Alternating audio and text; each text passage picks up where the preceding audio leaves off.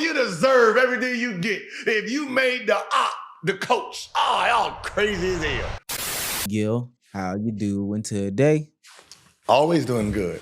You know what I mean? I got my windbreaker on, and there's no wind outside. Great. Most people don't know that underneath this windbreaker, all you have on is a wife beater. So you're kind of like contradicting what's going on. No, stop. That's exactly what I had. I was like, wait, I don't even think I got. Yep, I got a wife beat under there. I thought I didn't have nothing at all. Gil, you ready to take down these pressing questions? Of course. Okay. This is on everybody's mind. When you say everybody, are y'all doing surveys? Yes. Like when people say everybody, is it surveys that are being done to 20,000 people surveys? Or it's just you, it's on your mind, but you use us and we and they?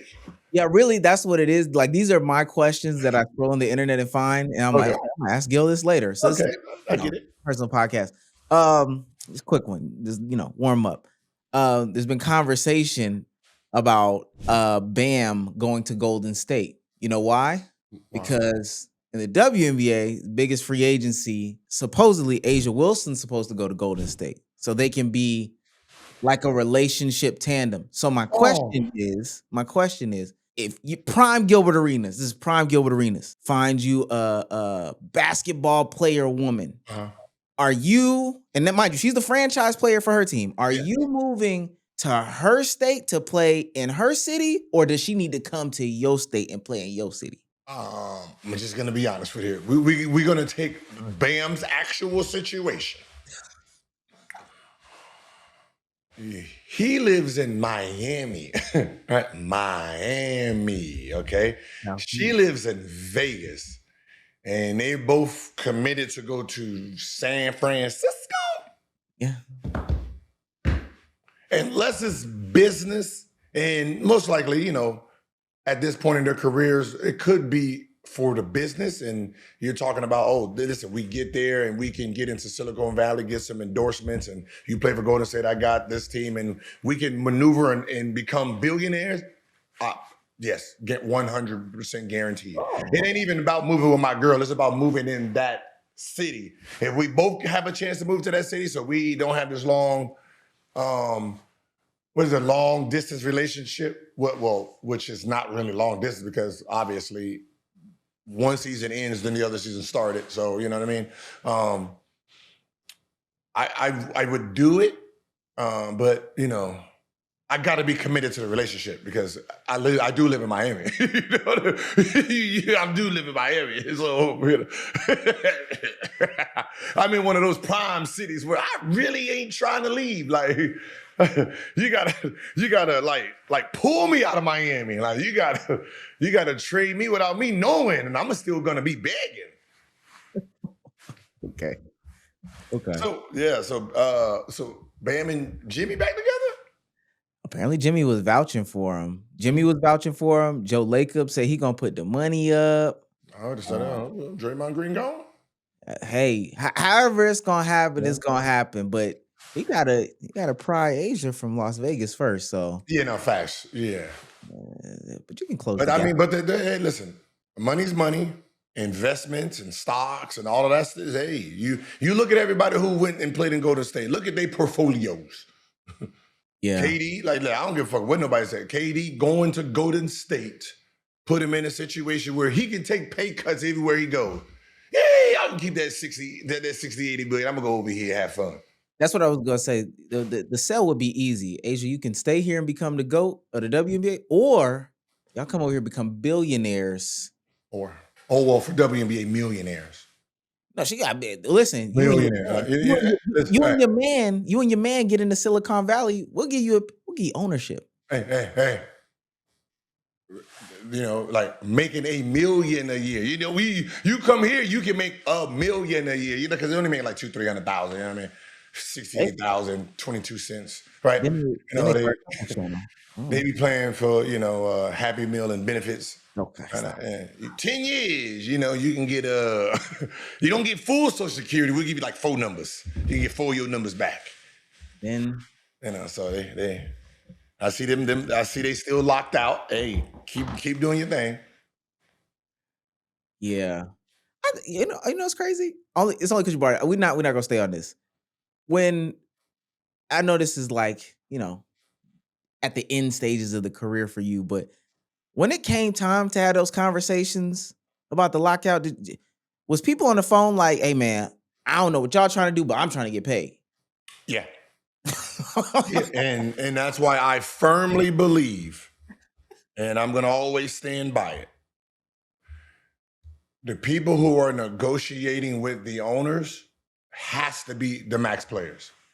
Oh, It wow. has to be the max players because the max players are coming from a place where we have money, so we're not going to sign that bullshit. And I'm not going to let them sign that bullshit because it is, right? Now that's going to be like if Steph Curry was in the room, KD, LeBron James, and all of them are fighting for the players. Think about it, that's going to be a fight because you can't bargain with them. When you open the field and everybody can vote, oh yeah, but yeah, I got rent to do. Whatever they selling us, I'm taking it. I just want my check, and that's the rest of the field, right? And that becomes a problem in lockout. Is you're gonna give up. You're giving up just so I can keep my check coming in. I'm gonna give up billions, millions in the long run because I don't care about the future, and that's the thought process. And actually, that's why the W is in the situation that they're in. Because the earlier years, they basically gave up USA girls so they can keep their jobs longer, right? So because I want to keep my job longer, I don't think high school or college girls can come in. They got to wait 4 years. They got to get a degree. And that's the play that the older back in the day did to the generation in front of them. So that's why the girls got to go play 4 years, right? And then because they didn't see a threat in the overseas girls, the overseas girls is the only ones that can come in at 18. Mm-hmm. So Liz and all of them, they get to come in at 18 because the rule is if you're born outside of the USA, you can enter at 18. Yeah. So. Yeah. Yeah. Right. You gotta have the right people at the table. I can't have a. So I think about Flau'jae would have been in the league already. Juju would have been in the league already, right? The girl at UCLA right now, what's her name? Lauren Betts. No, not her. Not the big. No, like she's like a swing lefty. You talking about Hawkes? No, girl. UCLA. USC. Oh, Jazzy Davidson. Yeah, Jazzy. Like she'll be leaving after this year. Like you know what I mean? Like Flo. Like these. Now think about all that young talent in the W. Like, and this is what they're missing. Juju and what's her kid Kimora? What's her dang, not Kimora Johnson, but Kimora Johnson's one of you. Kiyomi McMillar is who you talking about? Kiyomi, yeah, her in like her style in there. Then you had the girls from was it Baylor or Notre Dame? You got them in there. Yeah. Think about all that young talent. If it was in the WNBA, right? What it does is push out the veterans. You have a younger, more exciting league looking like a more advanced college. If they love college, they're gonna love the advanced college. And then now you have all these marketing deals because the girls is young enough, right? Now you can put them everywhere they want. That's why the last group went so well with the outside audience. You can sell them more. So it's all in negotiations at those type of events where you give up your future to preserve yourself and your money today.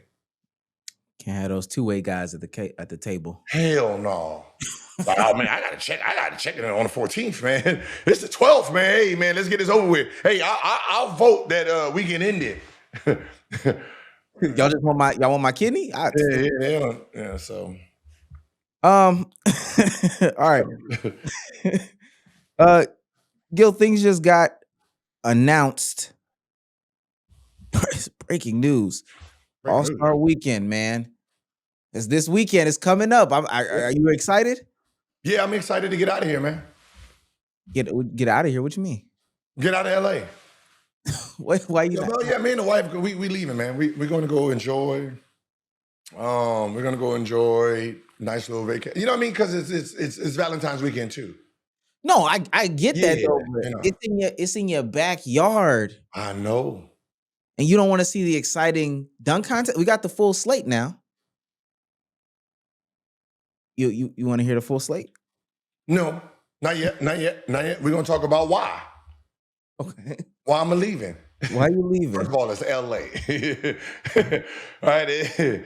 Jackman, they out there. Yeah, they're gonna be out there, right? You didn't tell me that If you play arc raiders, bro, hey, you go into the elevator, the rats is out there. They're trying to get you off your stuff. That's all I'm saying. Melrose, you think you about to have dinner at Melrose and you sitting out there with the Audemars watch on, you get jacked. They running up on you. They running up on you, broad daylight. Give it to me. Give it to me, baby. That's what they're going to be doing. Just, yep, they're going to meet you at the extraction point. All through Beverly Hills. Yeah, y'all think y'all just going to have fun in Beverly Hills? No, they coming. All right, they coming. So I want no parts of that. 2, when I played in the NBA, I had a rule. You don't go to the NBA, you don't go to All-Star unless you make it. Oh, interesting. How about this? It's also just like going to a movie premiere, right? You auditioned for this movie, you didn't get the role, and then you going to the awards to watch the person who got it, and then you sitting there celebrating that person. Those are the things. Like there's 400 of there's 24 people that get picked, right? The players that are there made it. They made it, and I'm gonna go there and enjoy their makings. Oh, hell no. I'm going to the gym. I'm getting my work in because I want to be there next year. Like, so I'm not going to go, it's what's the name? And I'm going to go out there and have fun and enjoy my time on somebody else's hard work. And that just always kind of like stuck with me. So every All-Star I made it to the All-Star. Like when Jay Rich did it, we made it to the dunk contest. And in my second year, made it to the sophomore All-Star game, and then the 3 I made it. Those are the only All-Stars I've ever been to. I would think they would do something special for the players, you know. I know it still might not feel the best, but they might have a NBA time of their life. Yeah, they go there and have a time of their life. Think about it. You're going there, like, if you didn't make it, you're going there to party and have fun and enjoy. The real ones, the players, they don't really get to have fun. It's work for them. They're working still. They all stars. Man, nah, man. I'm not going to the goddamn Denzel movie premiere, man, where you gonna win an Oscar. No, I'm trying to be there, so I'm gonna be sitting in the lab. Right? Anybody who got snubbed, you should be in the lab. Fuck a vacation. Right? If you hungry, right? Mother like, oh, I got snubbed. I'm going on vacation with my wife and my kids. Don't mean to be rude. They can move around, right? Yeah. And I had enough fun with y'all. That's why I'm in this situation. In the summer, when I said I wanted to go to the gym, you like, you gonna go to the gym again? And now you making me feel bad about myself. So I'm sitting at home with you when I could have been in the lab getting 3 shots up.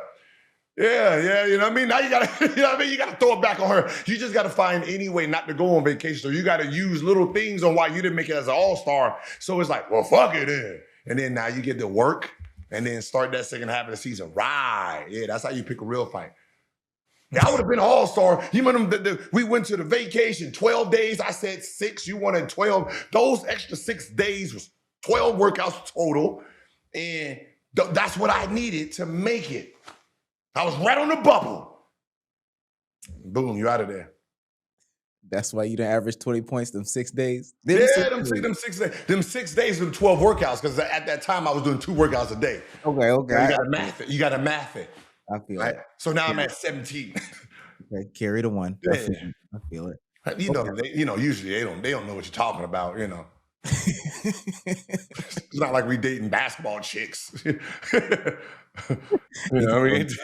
Triple up the workouts. Fuck yeah. Okay. Well, so for those that may be watching it from TV, then if we're not gonna be in LA, should we be excited about the dunk contest, the Rising Stars game? Well, I mean, when was the last time you was excited about the dunk contest? What year? Levine Gordon The rematch. rematch. Yeah, okay. So that was, what was that? 27, 16, 17, around that time? Elijah was 4. Yeah.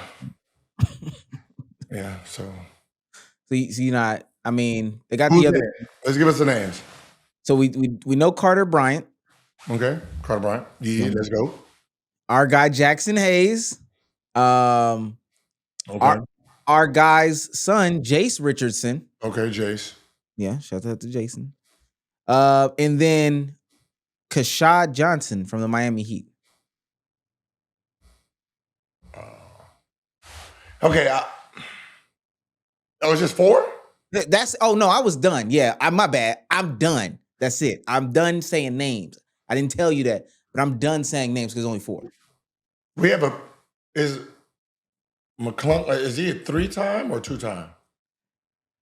2-time. He's 3, right? Might be 3. Yo, they can't keep begging that boy. Yeah, I mean, because he's not in the NBA, and it's just weird how you just.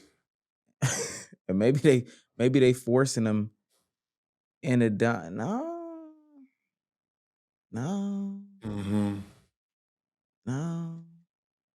No. They ain't. It's them 4. No, yeah. So he's a 3-time dunk champ. Yeah, McClung is a 3-time dunk champ. But he's not doing. You know why? Because he's the only player in history to win it 3 times in a row, right? Yeah. But he's not the only. Is he the only one that's won 3 times? No, right? Let me see. Wait, Nate Robinson got how many? Dang, that's crazy that we gotta trying to find where Mac McClung is in order to make this. Hold on. History. Slam dunk contest, multiple time leaders. We're looking for us. We can just get it out. Yeah. So Nate Robinson has 3. So him and Nate Robinson are tied for 1 now, and that's why he's not in this one. Yeah. Because I think they think it's gonna look bad that a guy who really never been in the NBA, never really got a shot in the NBA, will hold the title if he wins this next one, and he will have 4 in a row. Like 3 in a row is going to be hard for anybody to do. So he's going to keep the 3 in a row for a while, but to have 4 in a row and 4, he's going to go down as the best dunker ever. And he never really played in the NBA. So they're not going to let him defend his honor. And then they bring him back next year. Hello. Welcome back. Sorry about that little mishap last year, but you understand, right? Okay. But not this one. We're not excited for this one. Okay, the problem is this. I think we let the media tell us what made the dunk contest special, right? From when they were young teens in what's the name? And they don't necessarily tell us the truth about the dunk contest in the 80s. They don't tell us the truth about any of it. So what happened is this, and I've had conversations with the 80s players that played, that was in the dunk contest back then. And what happened is the NBA was trying to start, the merger just happened. They're getting the TV deals, right? This is technically a new league. This is not the ABA or the regular all Caucasian NBA. This is the NBA. This is it. Everybody's included now, right? There's not segregation. This is not, you know what I mean? So right now they're trying to figure out who their stars are, what's the, trying to get everything rolling. So what happened was during that time, they needed the big names, the best dunkers in the league, the fan favorites to participate, right? So in reality, the dunk contest was really only two people. It was Dominique Wilkins and Michael Jordan. And then everybody else was forced to participate, right? Because what happened was, because there was no TV games for everybody, right? You didn't see majority of these teams. So the All-Star game itself was the first time that you got to see me. I used the All-Star game as a way to say, hey, hello world, I'm here. So someone who can dunk on their team, they got presented to the dunk contest. Hey, get up. Get your ass out there and put that Orlando Magic or that Phoenix Suns on your goddamn, and you run and dunk. Let the world know we want our jersey on that showcase floor with Michael Jordan and Dominique Wilkins. We know you're not going to win. We understand what it is, but you're going to put our jersey. That's why they played harder, because let's say Michael Jordan is seen all the time.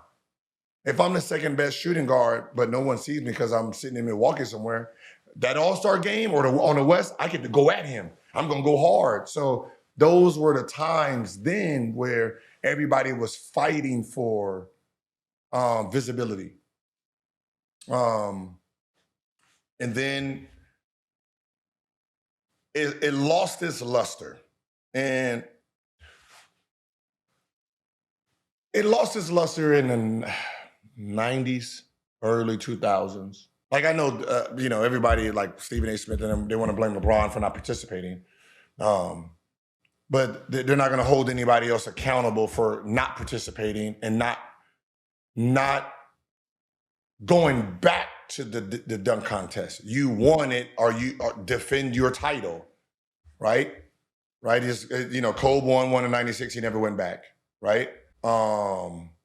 Vince Carter won his. He never went back, right? So you have these guys where Vince Carter, Tracy McGrady, they could have been in a dunk contest 3-4 years, which then would have enticed the LeBron Jameses when he was coming in, and the Dwayne Wades to enter the dunk contest. So when you look at the best dunkers in the league not entering it, you're like, I'm good too then. And that's what this new generation is doing. They're looking at these names and they're not interested. Like, I'm good. It started in the 90s, man, where you didn't hear. I can go here. I was gonna ask you, because I have some of those names. What do you remember, like the time when Cedric Ceballos and Harold Miner and Isaiah Ryder won? Were those even like? No. Right? Well, were they? I mean, no. I'm looking at it right here. After Dominique won his last one, Kenny Smith came in second. Right? You got Sean Kemp, Scottie Pippen into the dunk contest. Like, Scottie, what? Okay. Rick Chapman, Kenny Battle. So they just threw a nigga in there, huh? Got Billy Thompson. Okay. Then the following year, D. Brown, that's the one he won. And Sean Kemp again, Rick Chapman again, Kenny Smith again, Kenny Williams, Blue Edwards, Otis Smith, Kendall Gill. And then they started trimming that shit down a little bit. Then Cedric Ceballos won, Larry Johnson, Nick Anderson, John Starks, Doug West, Sean Kemp, Stacey Augmon. And then Harold Miner comes into the league. He wins it. Clarence Weatherspoon, Cedric Ceballos, Dave, Kenny Smith. For what it's worth, these aren't stars either. And I think that's what you're alluding to. Like, Kenny, even with all due respects to Kenny, I mean, his TNT career has... No, see, and that's why I said they're not telling you the truth, because the dunk contest was built, the the viralness of it was Jordan and Dominique because they needed them at that moment in time. They needed Michael Jordan and Dominique Wilkins to participate in that and go back and forth year after year after year. Everybody else is so. Hey, I'm gonna say it. It's more that the 80s was more scripted for the success that they had, right? Right? You know, if you look at the dunk contest and you look at some of those numbers I was running on, it's more of a reality TV show that made for great TV. We win one, we won one. He got mad, he don't want to be there. You know, Michael Jordan done did every dunk contest. He done jumped from the free throw line, and for some reason he still gets the same 50, right? You know what I mean? Like you still get the same 50 for the same dunk. We already seen it, right? Like you did it everything. Like you know what I mean? Like you do the dunk in the first time, 50. You do it again the next year, nigga, 48. If you do it one more time, I'm gonna give you a 45. I seen it already. Give me something new. Dominique, you gave me the windmill in 80, 81, 82, 83. You done windmilled me to death, right? By the time he got in the 90s dunk contest, right? His windmill would have been the lowest number you can possibly get. I don't want to see no more winning from you. No more winning, no more milling. Okay? You give me another dunk. You give me something different. Right? But it was them who made the dunk contest. And if you go down the names like we were saying, there was no superstar. Yeah. These wasn't superstars. Right? You go up, Harold Miner, right? We know what is Isaiah Ryder, Taylor Perry, Tony Dumas, Michael Finley, Greg Minor, Jerry Stackhouse, Doug Christie, Darrell Armstrong.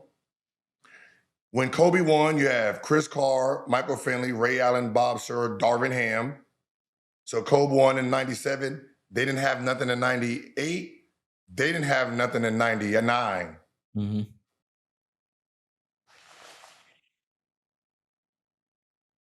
Was that the end of the dunk contest? You think after the lockout? Huh? You think after the lockout? Yes.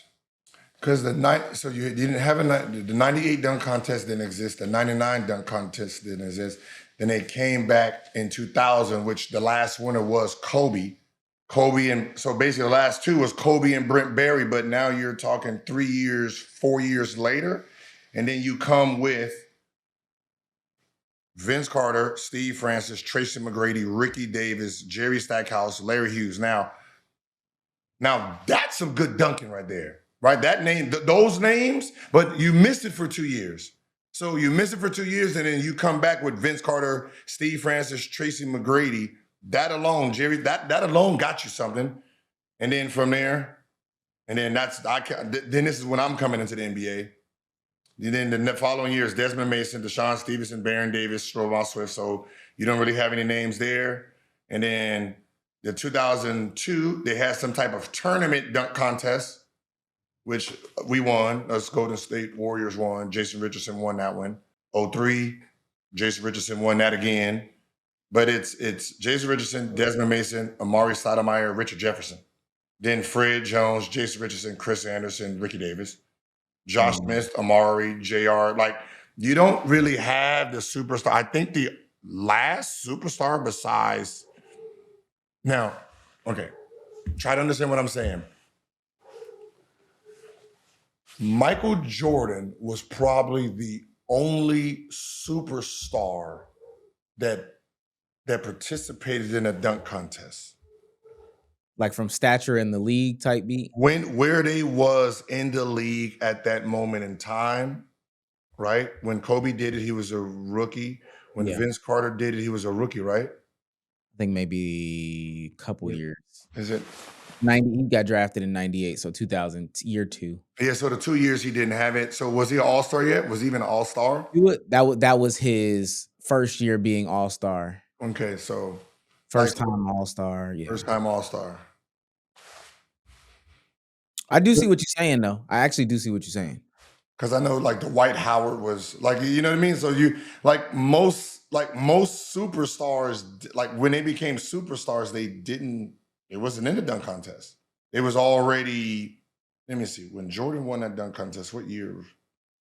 Dwight would probably be the next one because 08 when he did it, that was his first year being first team All NBA. He made an All Star as well. He made so everything was that year. He was not an All Star the year before. He was All Star 07 and then 08 as well. But that was his first time being first team All NBA. He didn't win Defensive Player of the Year, but that come next year. But if we're on, I get what you're saying. Actually, I'm following you, and I agree. The concept of like where they sit in the league hierarchy, the next time it would really come up is Dwight Howard. Mm-hmm. And then Nate Robinson. All due respect to Nate, love Nate, but no. But I'm just saying, like that. It's the dunk contest has always been around those type of players. Yeah, it's not the players that you know what I mean, that we think. Okay, so Jordan won it. What year? 80. So 80. So Jordan. So 85. So Jordan's first dunk contest was 85. Was that the broken year and he came back? So Jordan's first, so basically 87 was Jordan's first win. Yeah. But he participated in 85 and not 88. So 85, he participated because I think he thought Dominique beat him. Yeah, Dominique was killing. Yeah, so basically 87. So think about what he was in 87 at that time. Right? Led the league in scoring. Huh? He led the league in scoring in 87. Mm-hmm. Second. So he, rookie of the year, All-Star, All NBA. The next year, All-Star, and then this year he averaging 37, right? All-Star, All NBA, second in votes and MVP. So that person is entering the dunk contest. You know what I mean? That's so you can see why there was such a big thing around his dunk contest. Other than MJ in the dunk contest, you really didn't have that guy who was on the top of the leaderboard entering the dunk contest, right? So today for us, this is like Shea entering the dunk contest, Giannis entering the dunk contest, even Wemby entering the dunk contest. That's gonna bring it back. That, like what you did with the Michael Jordans in the 80s, it has to be the main guy in the NBA that's pushing it, or you're doing exactly what they've done in the past. And that's why I say usually those dunkers like LeBron James, Dwayne Wade, they do it within the first 2 or 3 years. And then they get it out of the way. Well, let's go on to 3-point contest because there's some controversy in this. I'm gonna name these names: Norman Powell, okay, Bobby Portis, Jamal Murray, Donovan Mitchell, Devin Booker, Tyrese Maxey, Con Knipple, and the one that really sticks out, Damian Lillard. You lost me with Bobby Portis. They always throw a forward in there for some reason. I don't know if been noticing that. They always throw a forward in there. Always throw a forward in there. No, I gotta see it. Well, the reason why I said Dame sticks out. Say it again. Go to name. Let me hear it. Norman Powell. Did you say Curry? No. Did you say Clay? Wait, did you say Clay? No. You said Kawhi. I'm sure you said Kawhi, right? No. No, not KD. You didn't say KD? No. Is it Luka? You probably said Luka. I know you said Luka. I swear I heard that name. I swear you said Luka. All right. No. Okay. I'm pretty sure I heard you say Wemby, right? Because that'd be wild. That if we're gonna do a big, right? If we're gonna do a big, you're gonna do the guy who really shoots threes, and then everybody wants to say you didn't say any of those guys. Nope. You didn't say Jokic. You didn't say Jokic for 3-point. I did not. Right. You didn't say none of those, right? So you didn't say, right? Let me see the name you say. So we'll go name by name. Go. Norman Powell. Curry. Okay. Okay. Stop. Bobby Portis. Clay. Jamal Murray. Kawhi. Donovan Mitchell. KD. Okay. Tyrese Maxey. Luka. Okay. Con Knipple. Wemby. Okay. Devin Booker. Jokic. and Dame Lillard. Dame Lillard. Are you gonna leave Dame? Dame hasn't played. So, can I ask you something? Okay. Between your your 3-point contest and my 3-point contest, who you think everybody going to see? Oh well, now that's a different conversation. Okay, all right. So you understand what the problem is, right?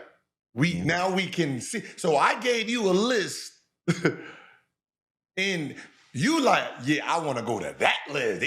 Now that looks like those guys are going to be really competitive because they want to see who's the best, right? When the NBA was in '80, they wanted to see who's the best, who was there. Larry Bird, this, that. Nobody care about what Larry Bird shot for the season.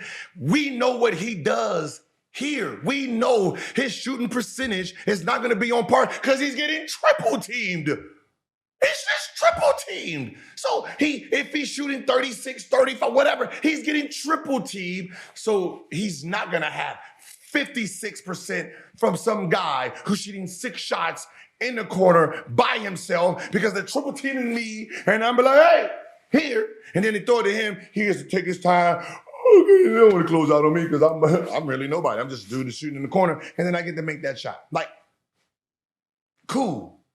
Right? So why not put the names of the best players that can shoot the ball inside of this game? So why everybody is saying Dame didn't, who won last year? Who won a 3-point contest last year? 25. 3-point contest. Who was it? Let me tell you right now. Last year, the person that won the 3-point contest was Tyler Hero. And the year before that was Dame 2 times. Yeah, then Cat, then Steph. So is Hero here? No. So the winners are, you see what I'm saying? I think they're trying to do this thing where they like. If you win the dunk contest, if you win the 3-point contest, you automatically have to be in it the following year. I don't care what your percentage is. It's meaningless. They're trying to do this thing where they display more people in the league, try to get more face cards out there. And that's why it's lackluster. Well, and I actually agree with that 100%.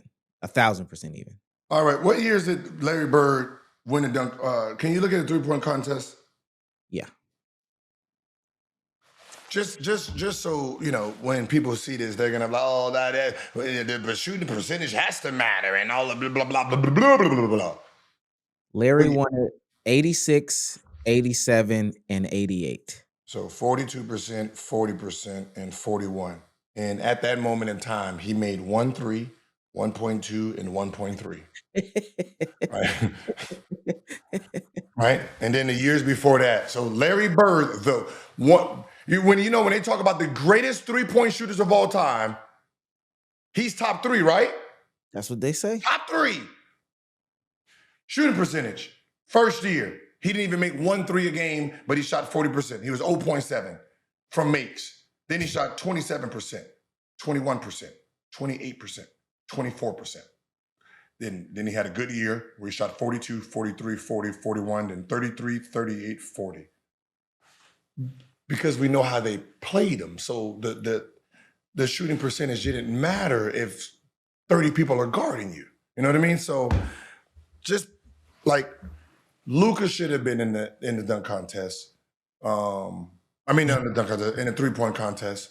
I wouldn't have mind if they put Jokic in it. I would have put Wemby in it. I would have asked Curry, can he please? And, please, Clay, come on. Hey, you got your wife. Come on. Have her on the front row doing the stuff. Like, you got to bring back the entertainment. Have you forgot what the game is? It is entertainment. And please, go on. I will let you address it. Well, you didn't want Dame in it, right? Is everybody mad about Dame? Yeah, because he hasn't played a game. Is he the best 3-point shooter or not? Out of this group, what?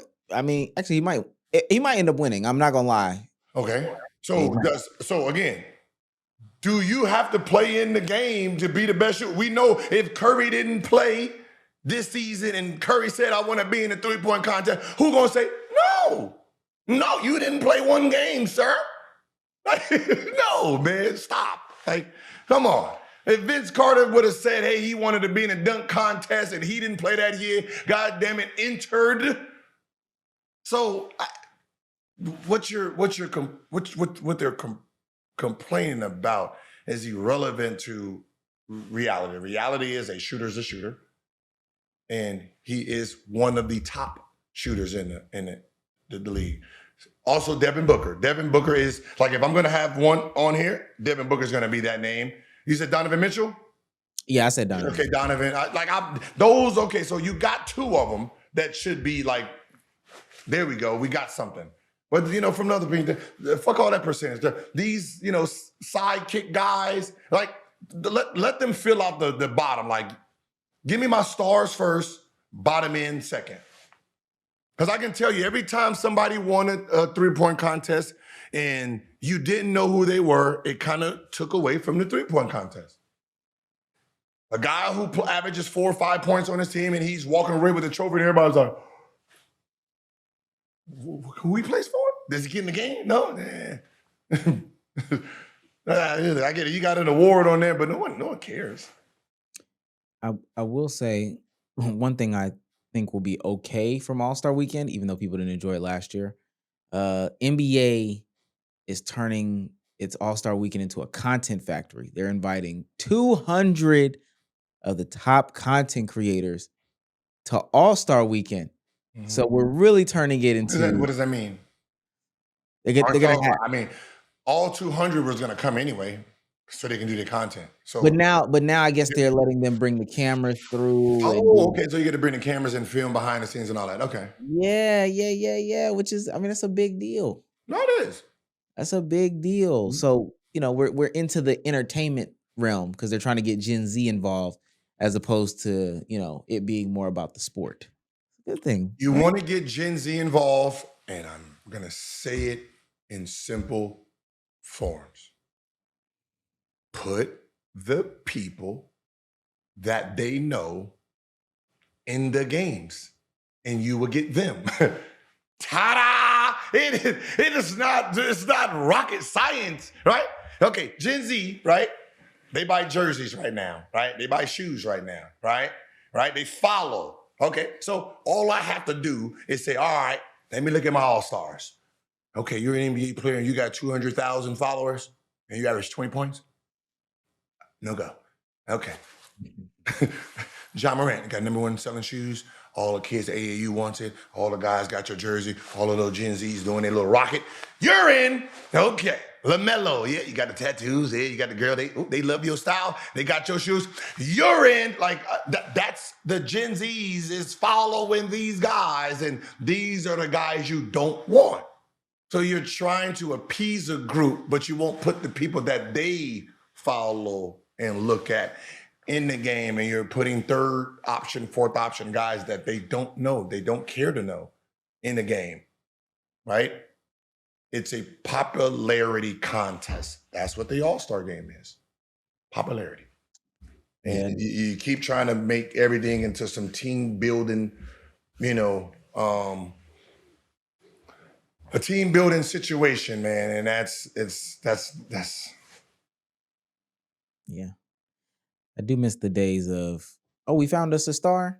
And Edwards, you're going to be on Friday. Hey, everybody, listen, when you go to the All-Star game, look, turn your TV up, right? And when they call out the names, there's going to be a group, there's going to be certain names when they call it out, it's going to be like, yeah, them shouldn't have been there. Like those, yeah, he shouldn't have been there. Right? Those are those, right? Like, yeah, he must have had a buddy pass. He came with a +1.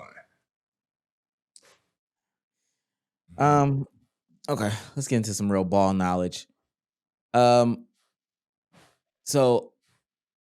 Gil, I hate to say this.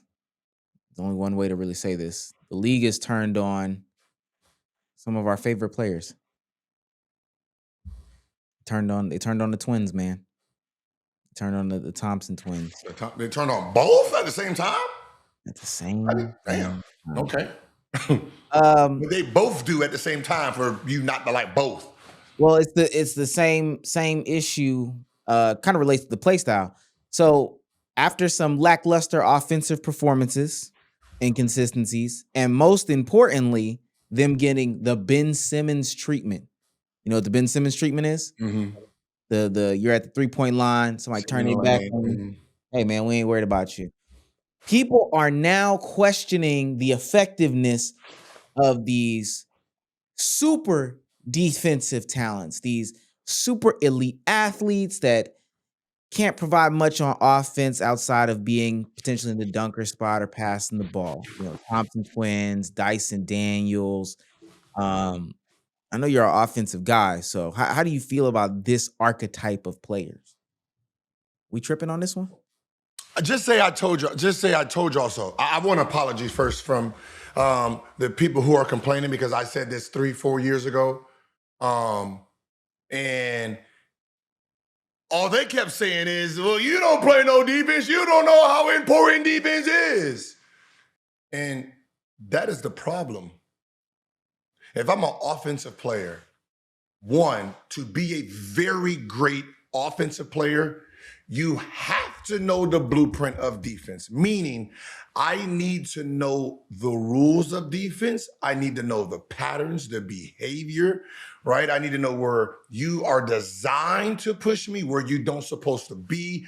I need to know all of it for me to craft my game. So think about what I'm saying. Take somebody like Luka, who don't play no defense, right? Think about his style of play offensively. For him to be a nightmare on offense, he has to know what? The rules of defense. So he knows, all right, if I get ready to, if I fake swing it, this guy's gonna come here, that's gonna go here. So my pass has to be across back through the middle. So, and I got to swing it. If I know if I got to go here, natural body does this, then I can lay it up, right? If I put the ball here, throw it in front of me, people ball watch, he's going to try to reach for it. When he reaches, I can pull up, right? So he needs to know the everything about defense to be a great offensive player. Now, with that being said, no one ever wants to listen to an offensive player about defense. And I've always said, defensive players, and that's all they do, they are a liability on the team. The liability is not the offensive player that can't play defense. It's the defensive player that can't play offense. Here's why. If the guy guarding me is here for the Dyson Dane, there's a Dyson Dane? Yeah, Dyson Daniels. He's guarding me, picking me up full court. I average 30, right? I have the green light to shoot, meaning I'm going to work him to death with everything, right?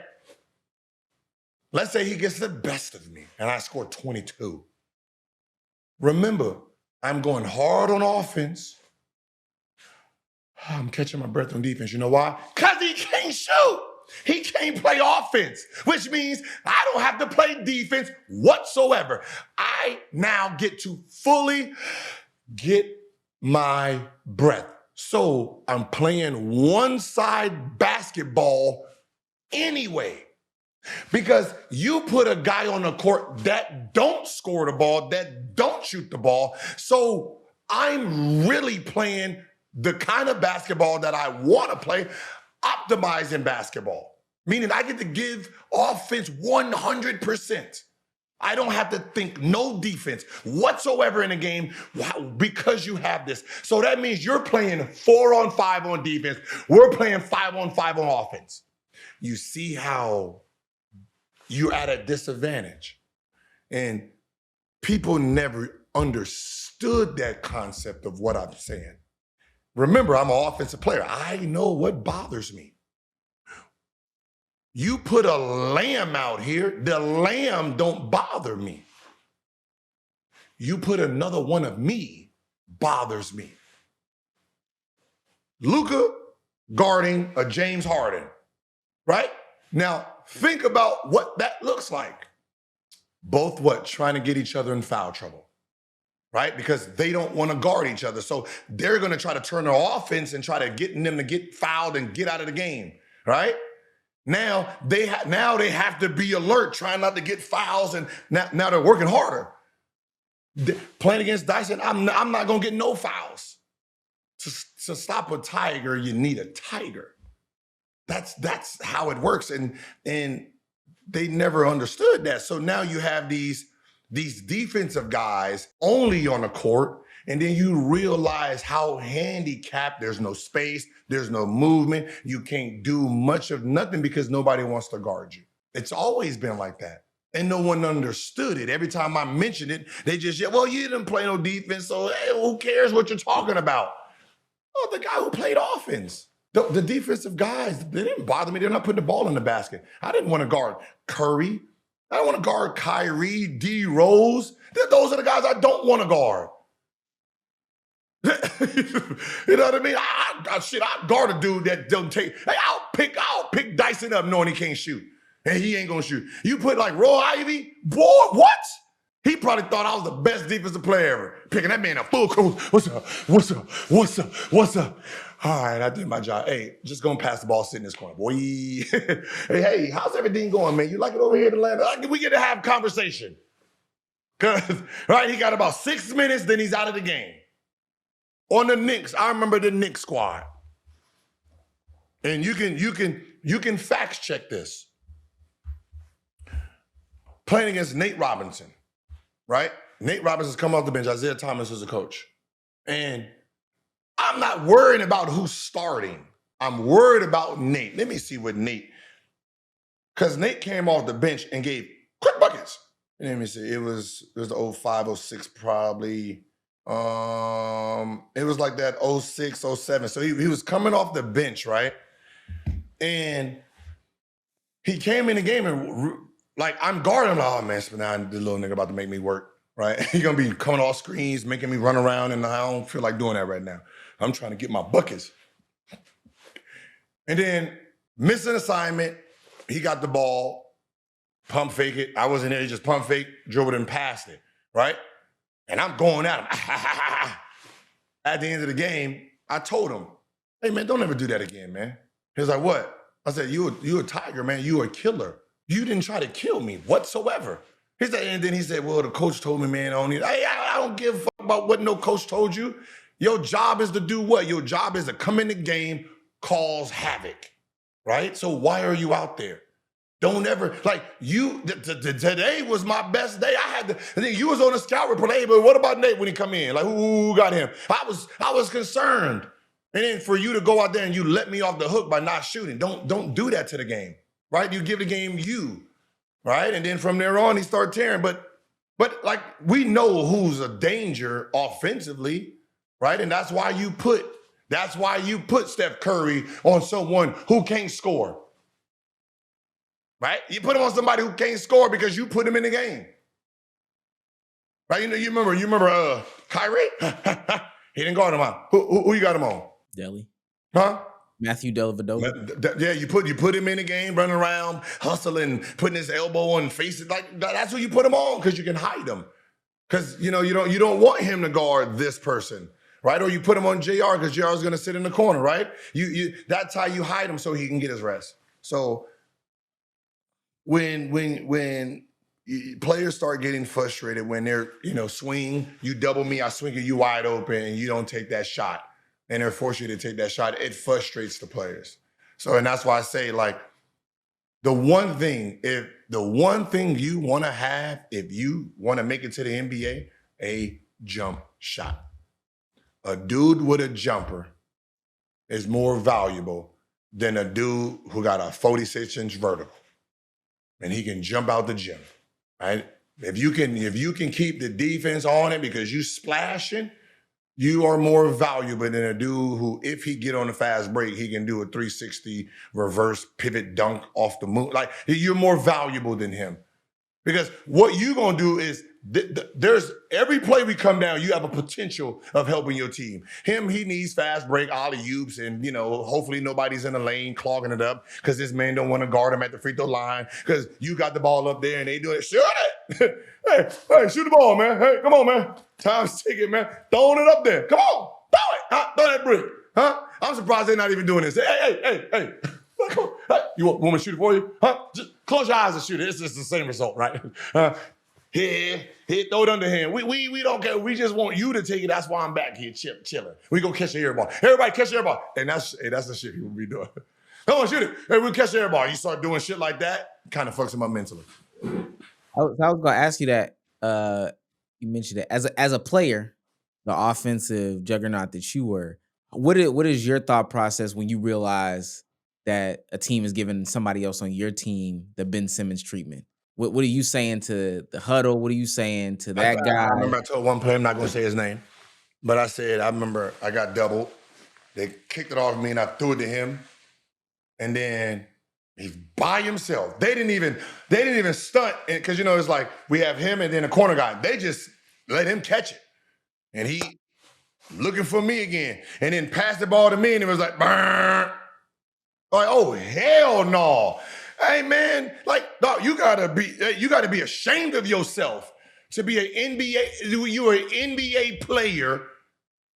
They're doubling me off you, and you can't make them pay. Oh no! Oh, how you sleep at night? And that was how do you sleep at night? Knowing, think about the Park League. There's always one good dude on there. They're gonna double him, leave you open. Because they know you don't know how to play basketball. They do that on that level. You are that dude on this level. That they coming out growing. You an NBA making $20 million. And they're like, yeah, we ain't gonna guard you. We're gonna go guard him. Double time. And I pass it to you and you don't take advantage of it? Oh, nah. Hey, bro, whatever you doing in your off time, if it ain't got nothing to do with sitting in the gym shooting, don't do it no more. Get in the gym, dog. I'm sorry. If you can't shoot a ball, get in the gym. That's where it's at. There's a ball, there's a rim, because that's what you're going to need. The ball, the rim, a shooting machine. And I'm just going to be honest, man.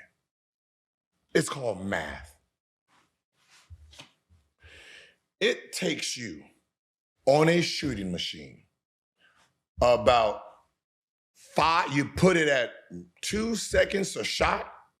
2 seconds a shot. I think you can get 200 shots every 6 to 7 minutes on a shooting machine. Is that correct? Hold on, this the sauce. Wait. Do that math. I'll do the math. Minus 2. Yeah. So we setting the shooting machine to 200 or 2 seconds. 2 seconds. Yep, 2 seconds.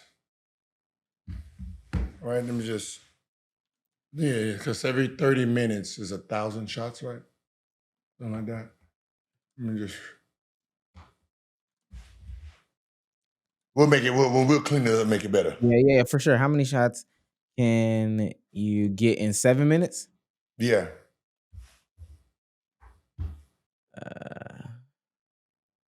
What number do you think it is? I said 200. I think I can do 205 minutes. I'm not sure. 210. 210? 210. Okay, so I'm gonna try it again. So we're gonna do simple math here. If you get a shooting machine, you put it on 2 seconds, right? You can get 200 shots about every 7 to 8 minutes, right? 200 shots in 7 to 8 minutes. If you shot 200 shots every single day, you are a shooter. You actually are a shooter. See, you see how only 7 minutes a day on a shooting machine, shooting game like 7 hard minutes of shooting, dog, you will become an excellent shooter in the NBA if you did it 365 days a year.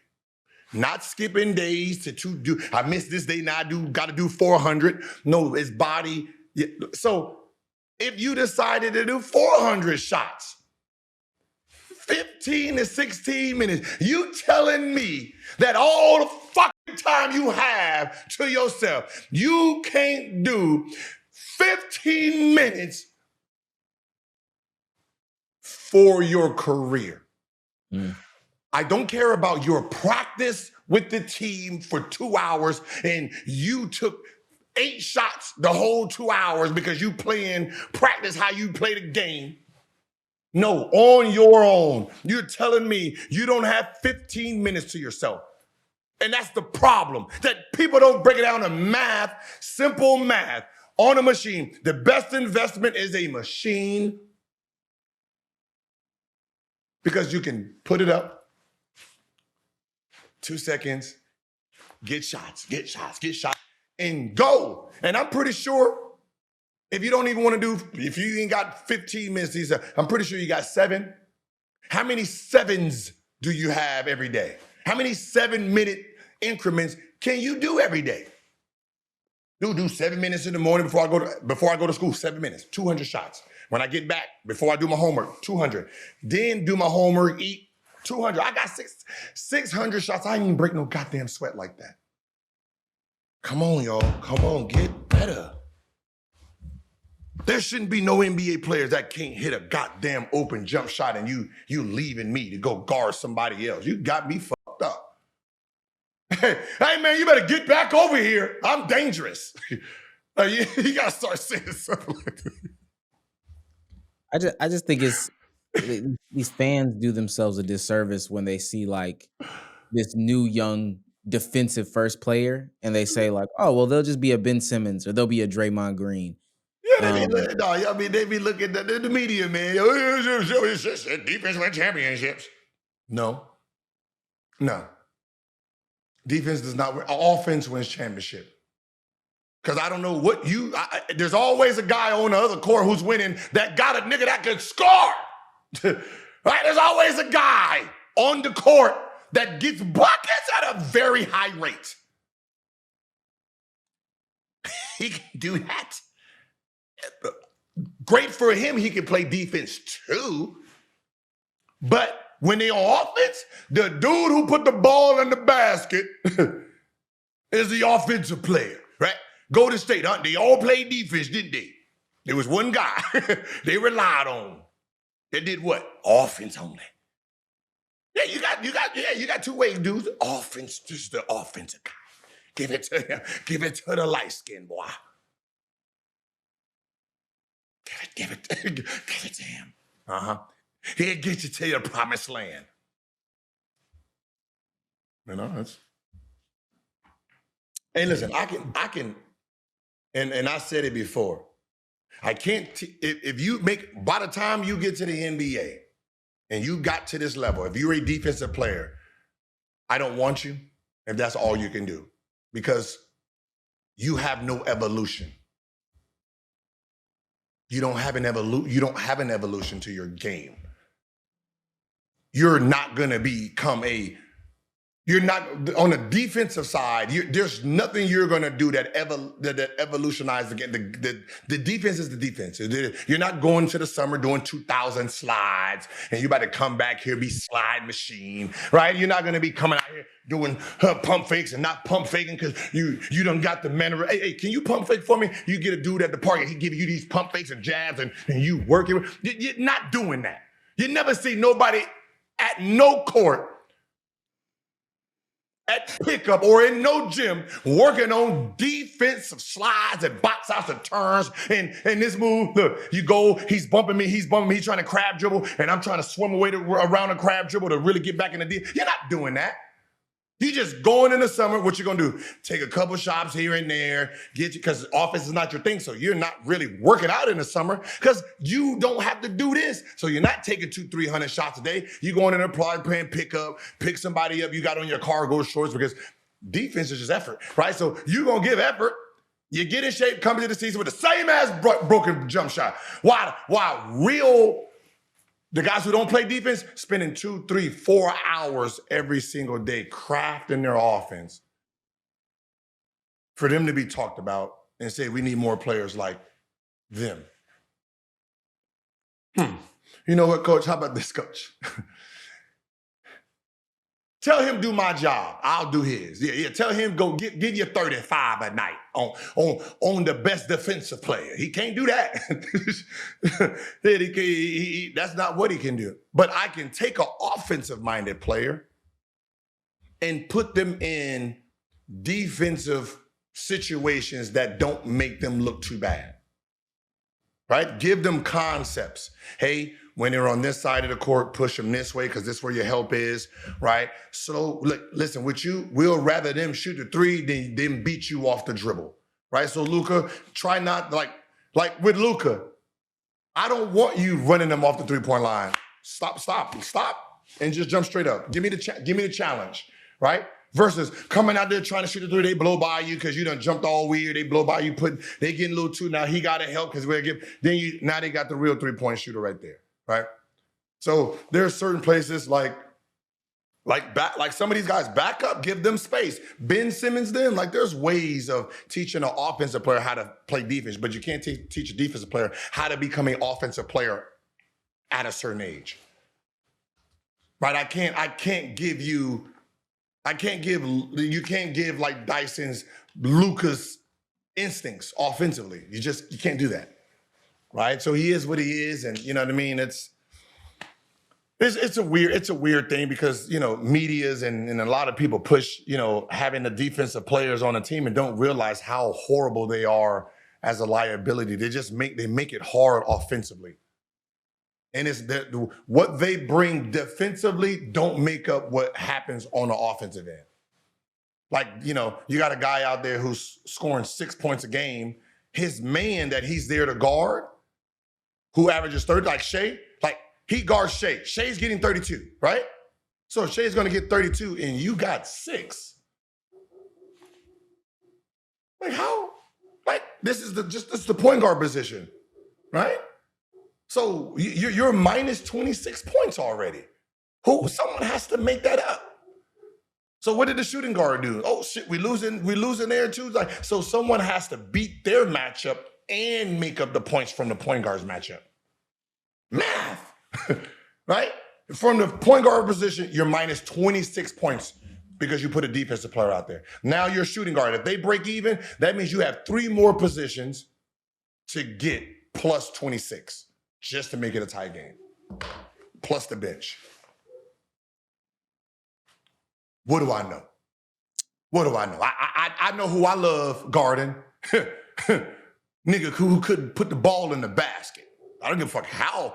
He can pick up 95 feet, 97 feet. He can guard me out of bounds.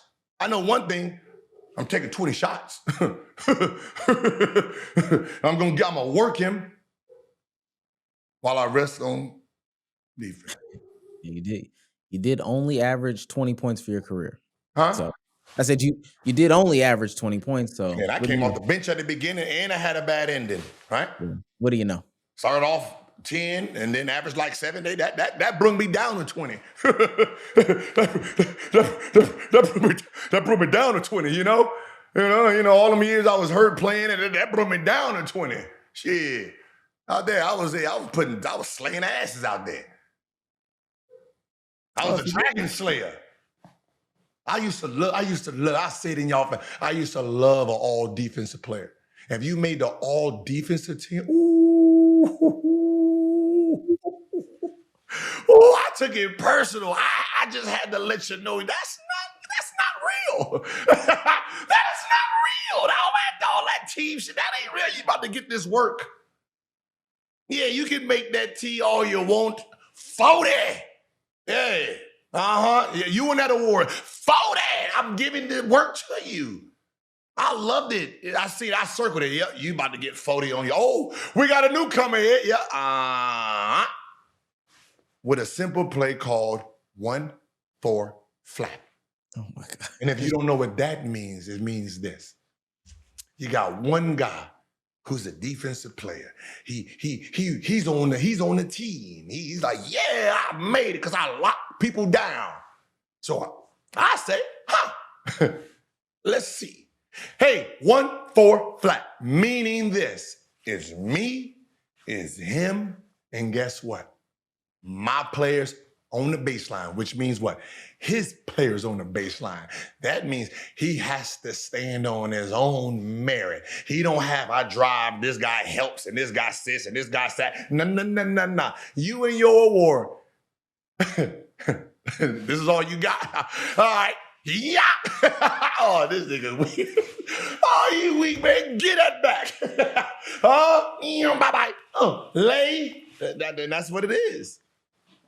If I can't listen, cool. Cool. Defense in the NBA, man, is team structured. What is the team philosophy? Where is the team pushing him? What are you doing? Like it's a team thing. You have to do your part in that team. Hey, keep people out of the lane. Don't let people go baseline. Don't let people go middle. Don't let them split. There's assignments that you do for the armor of the wall. Like, think of 300, right? Mm-hmm. And the guy said, "Yeah, we can't let you in because because you can't lift your arm all the way up. It'll pierce our defense." It's the same, right? If everybody's doing the role that they're supposed to be doing, it'd be hard to score on a great defensive team. So 3 and D. What is that? 3 and D? A dude who can play D and then shoot just the 3 in the corner? Get your ass off the fucking court, man. That ain't real. It ain't real. Yo, I don't know if you knew, but the NBA has a problem. Okay. Let me phrase these. Yeah, the NBA's got a problem, and I feel like this usually comes around every single year when the quality of the pick is high. But the NBA has a tanking problem. I think what Utah is doing right now is messing around with the integrity of the NBA. The ability to sit players, starters, in the fourth quarter, to not call timeouts in the fourth quarter. Orlando won the game on Saturday because they basically rested players. And it backfired on them last night. So I think if you're the league, you're looking at it. All right, can we do some gimmicks? Can we alter protections and eliminate protections as far as picks? Or can we put the hammer down? What Bobby Marks there is referring to game that happened February 9th. Jazz, fourth quarter minutes. This is the second time this has happened. Lauri Markkanen, goose egg. Jaren Jackson Jr., goose egg. Yusuf Nurkic, 0. What the problem is? Oh, you thought because they made a trade they was gonna try to win. Oh, y'all that stupid, huh? Y'all thought that they made a trade for Jaren Jack Jr. and they're gonna go from last place to get a top 5 pick to then win some games because they made a trade to get the 20th pick.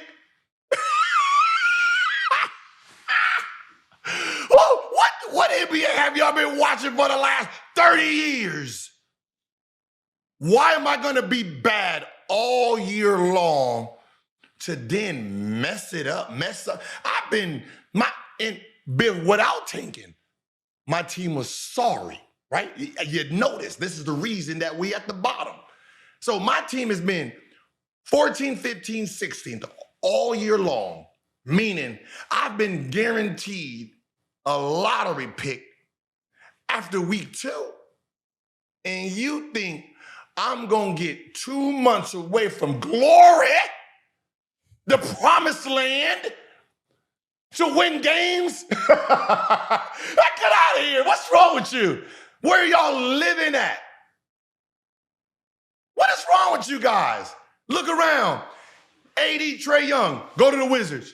What they do? Hey. Don't come over here and try to win this year. Sit your asses down. Hey. You do not want to fuck this up. We got a top 5 potential pick, and we're not going to let you two over here think y'all going to win some championship. We heard your press conference. Not this year. We're going to get that pick. We're going to get that pick. And then when you guys come back, we're going to think about winning. Dallas right now, where they at? You think they're going to want to turn it around and have Cooper Flagg start winning games? If Cooper Flagg starts winning games and hitting game winning, his ass going to be sitting in the fourth quarter. Come on. Like, this has always been an issue. I've always hated that idea that you reward losing. It's only sports do that. There's no way in the real world where I can get an F on every assignment and then get an A++ for my final grade to go. Yeah, hey, you've been failing all year. Let me go ahead and give you this A+. You the best student in the class. That's what you do. You're giving the worst franchise the best gold. Think about it. Think about it financially. You're giving the most unreliable money spender the biggest bag, and you think they're going to do what with it? They're in this situation for a reason. And that's why I've always been pushing. If you come in last place, you cannot get a top 5 pick. Meaning at some point, you're going to be fighting out of last place because you don't want to be last place, because last place gets penalized the worst.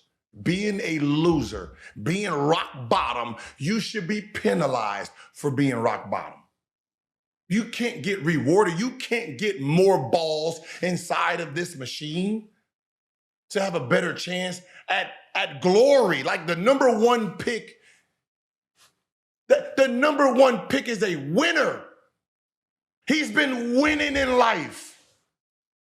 Think about the concept. The number 1 pick is a winner. He is winning. He is put himself in a situation in life to then go in a situation that's been losing 2-3 years to get him.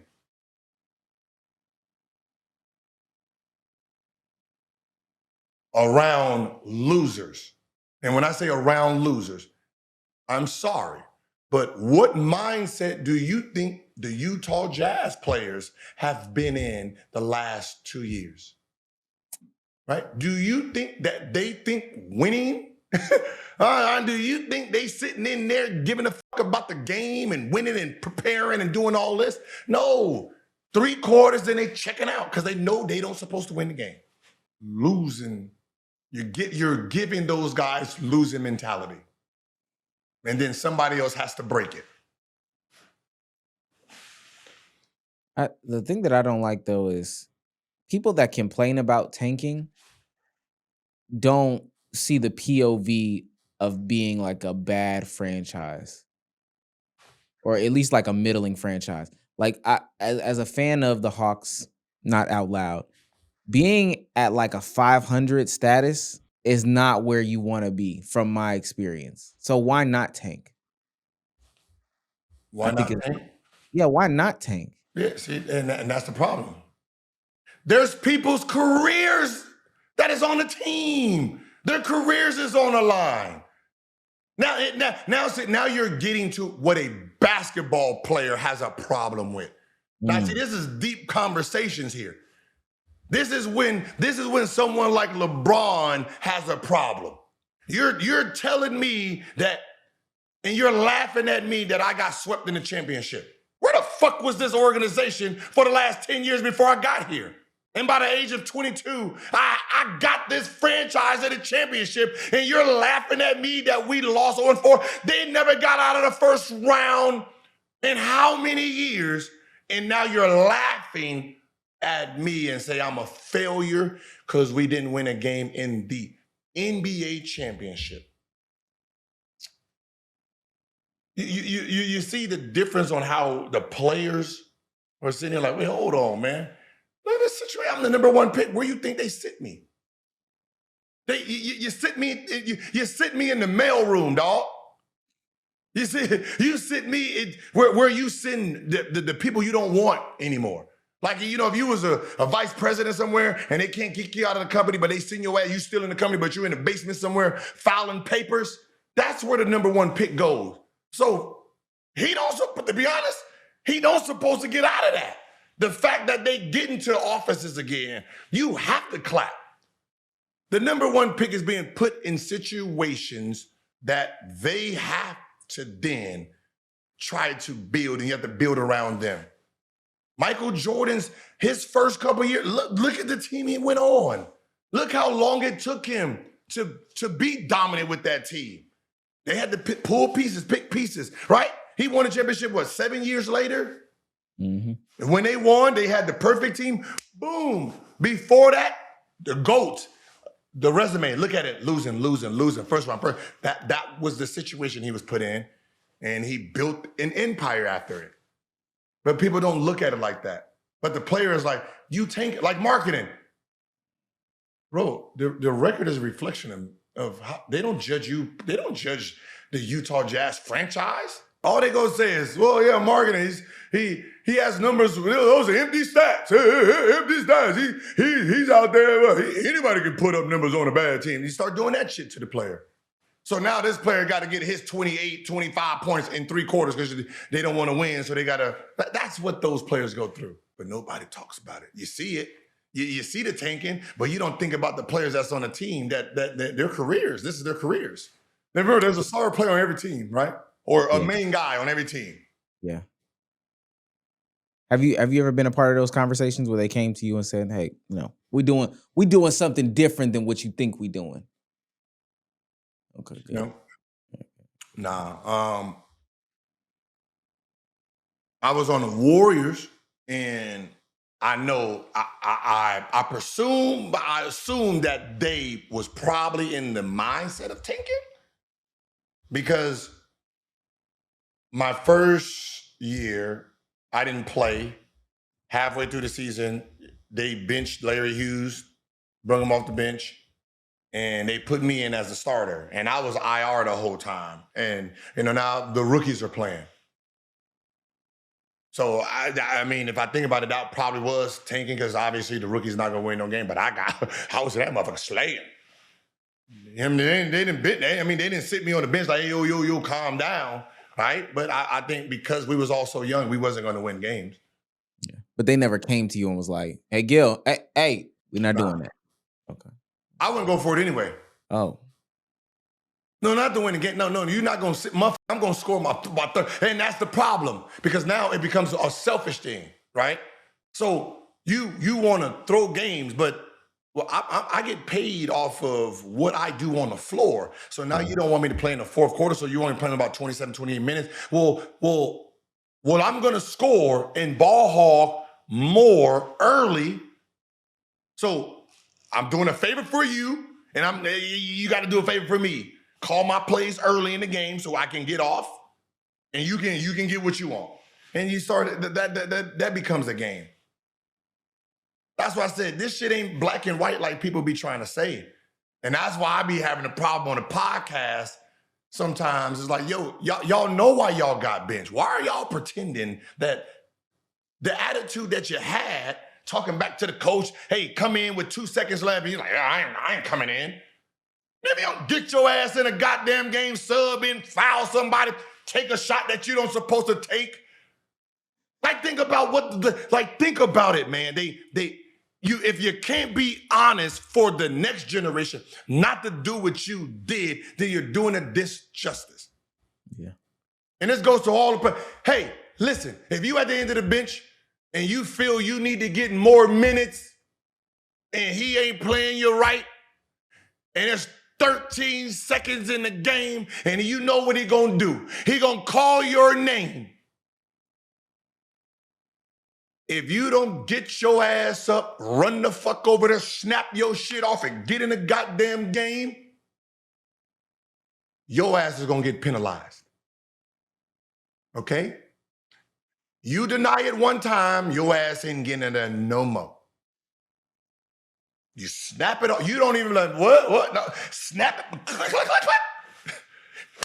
I think, coach, get in there. 13, and I guarantee you, next game, your ass gonna get real minutes. Because that was the test. The 13 seconds was the test. He wants you to say, nah, I'm good. So they can say, hey, I tried to put him in, he didn't want to go in. So, if that happened to you and you got that information, don't let the next generation do it. 2 seconds, 2 seconds, 1 second, the coach is being a dick. Get your ass in the game. Because he knows you're gonna do that. He wants you to not go in the game so he can justify why he don't play you. Why are you trying to prove a point on your money? If you are worth 50 million, don't you want your 50 million? Why are you trying to prove a point to then get 4 million, 3 million? Sign a 1 year extent, like 1 year qualifying offer. What the fuck is wrong with you? Get your fucking bread.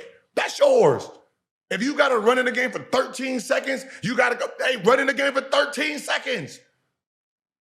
Like y'all, hey man, they stop listening to some of these people. I was just gonna tell you, you're gonna have your ass just like them.